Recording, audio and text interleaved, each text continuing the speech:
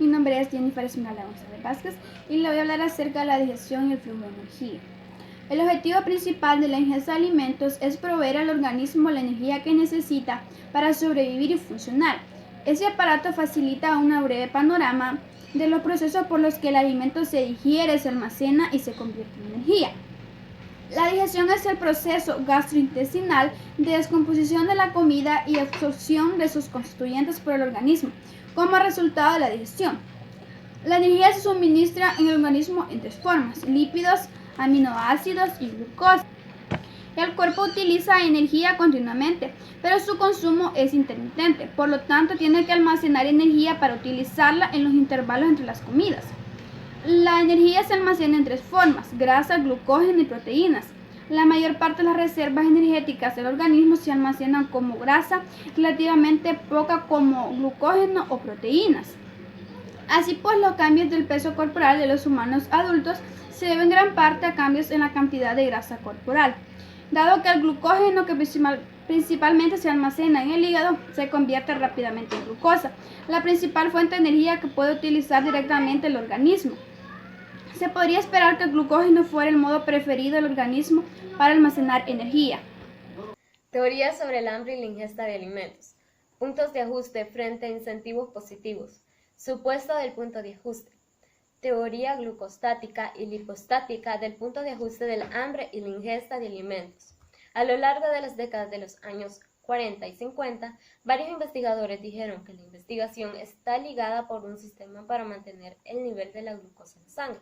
Y ponemos el ejemplo de un niño de meses no va a comer lo mismo que un niño de 5 años, y este no va a comer lo mismo que un adolescente, y viene el mismo caso con el adolescente, no va a comer lo mismo que un recién nacido. Debemos tener un balance con la comida, no irnos a los extremos, comer demasiado o comer muy poco. Este debe de tener una balanza estable. Teoría del incentivo positivo. La incapacidad de las teorías de explicar el fenómeno básico ha llevado al desarrollo de una teoría alternativa. Al no poder explicar las demás teorías de la anorexia, este viene y da una alternativa para que podamos entender un poco más, y nos dice que viene a explicar lo básico. Entonces dice que este da un placer anticipado de la comida y lo asocian con la sexualidad. En el punto 2, la anorexia nerviosa, anorexia a seguir y dieta, anorexia e incentivos positivos, el enigma de la anorexia. Pero para empezar, ¿cómo podemos reconocer a una persona que tiene anorexia nerviosa? Este tiene rechazo de alimentos, vómitos provocados. En el caso de las mujeres, pierde la menstruación, el delgazamiento extremo. Pero algo que debemos dejar claro es que una persona delgada no es lo mismo a alguien que está delgado y se ve enfermo. Es una delgadez enferma a una delgadez saludable, y eso lo podemos notar desde el rostro. La anorexia y seguir dieta. Este tiene trastorno. Para algunos es fácil poder afrontar este tema, para otros es mucho más difícil, algunos hasta los lleva a la muerte. La anorexia e incentivos positivos. Suelen manifestar un interés sustancial por la comida, obsesión por la comida. Luego tenemos el enigma de la anorexia. No tienen resistencia, dice que a todos nos puede dar anorexia. Este no ve si es un niño, si es una niña, si es una persona mayor. Esto puede venir a cualquier persona. Es difícil imaginar cómo alguien está pasando hambre, puede abstenerse de comer porque no se activa el mecanismo de protección. En este punto ya se cataloga como anorexia extrema. Buen día, mi nombre es Nelly Yesida Reyes Bonilla. Continuando con el tema, me toca hablarles acerca de los factores que determinan cuándo y cuánto comemos. Realmente la mayoría de los seres humanos nos inclinamos tras comer sabores dulces, grasos y salados. Mientras tanto, las preferencias de comer alimentos ricos en minerales y vitaminas queda bajamente nula. Mientras tanto, hay que aprender a consumirlos, ya que son nutrientes que nuestro cuerpo necesita, y tenemos la capacidad de ingerir dietas beneficiales para nuestra salud, tal como se muestra en el ejemplo también hecho con las ratas. Las fábricas producen los sabores que nosotros queremos, pero estos eliminándole la mayoría de nutrientes esenciales. La nutrición tiene un escaso efecto directo sobre nuestra hambre y nuestra ingesta. También tenemos los factores que influyen en cuánto comemos. En este apartado nos da unos diversos subtemas, pero los más importantes son el hambre previa a la comida y el condicionamiento pavloviano del hombre. ¿Qué es pavloviano? Pues este estímulo nos provoca la respuesta natural a un estímulo que no debería ocasionarla.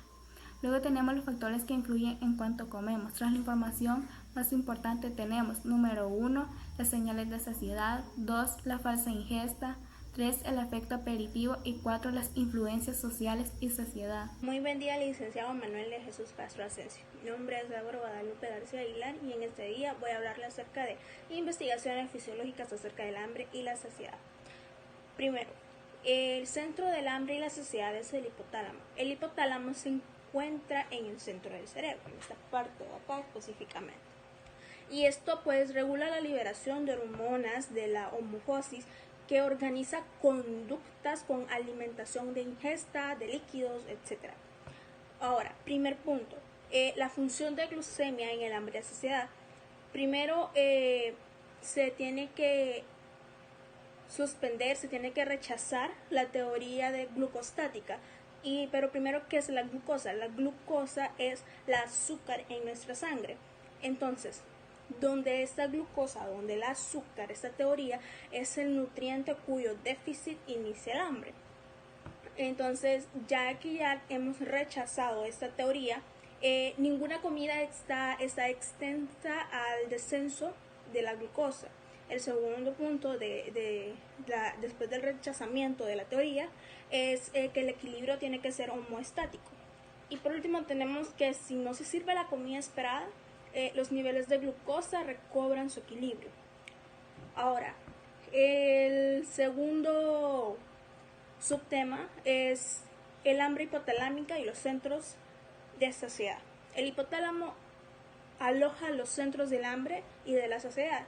Varios centros neuronales del hipotálamo participan en el control de la ingestión de alimentos.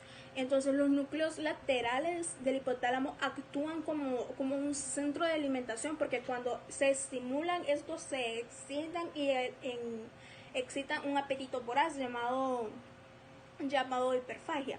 Entonces el hipotálamo recibe 5 tipos de señales. Estos 5 tipos de señales son señales nerviosas del tubo digestivo, señales químicas de los alimentos, señales de las hormonas gastrointestinales, señales de las hormonas liberadas por el tejido adiposo, y por último tenemos las señales de la corteza cerebral, que estas están divididas por visión, gusto y olfato.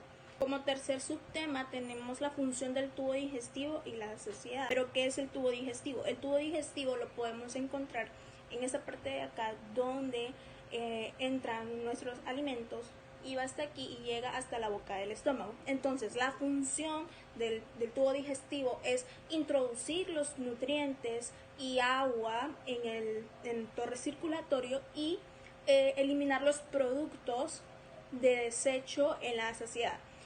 Esta función se desvaneció rápidamente por una simple razón, ya que descubrieron que unos pacientes al cual habían extirpado el estómago y cuyo esófago había sido directamente conectado a un duodeno, entonces ellos seguían sintiendo sensaciones de saciedad. Como cuarto subtema tenemos los péptidos del hambre y la saciedad. El descubrimiento de los péptidos del hambre y la saciedad han ejercido 2 efectos principales en la búsqueda de los mecanismos neurales del hambre y la saciedad. Como quinto y último punto tenemos la serotonina y la saciedad. El neurotransmisor monoamigénico serotonina invierte a la saciedad. En los seres humanos se ha demostrado que los agonistas de serotonina, como la fluoxetina, reducen el hambre de ingesta de alimentos y peso corporal. El siguiente subtema es regulación del peso corporal, puntos de ajuste frente a puntos de equilibrio. En el primer subtema que está en el esquema es supuestos del punto de ajuste respecto al peso corporal y la ingesta de alimentos. Tras esto tenemos lo más importante, que son la variabilidad del peso y los puntos de ajuste en la salud.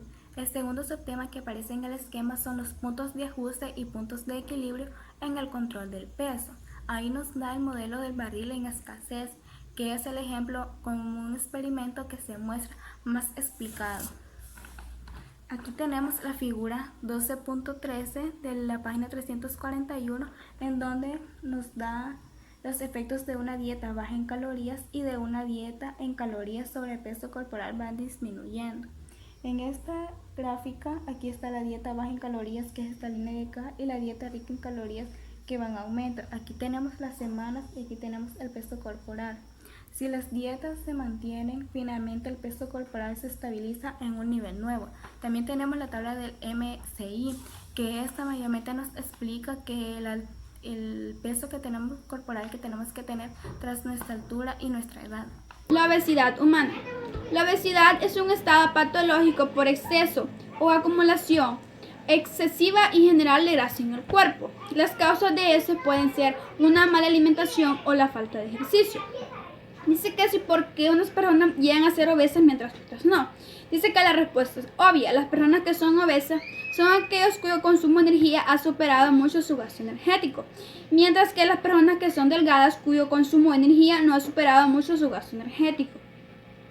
Dice que si por qué los programas de adelgazamiento por lo general son ineficaces.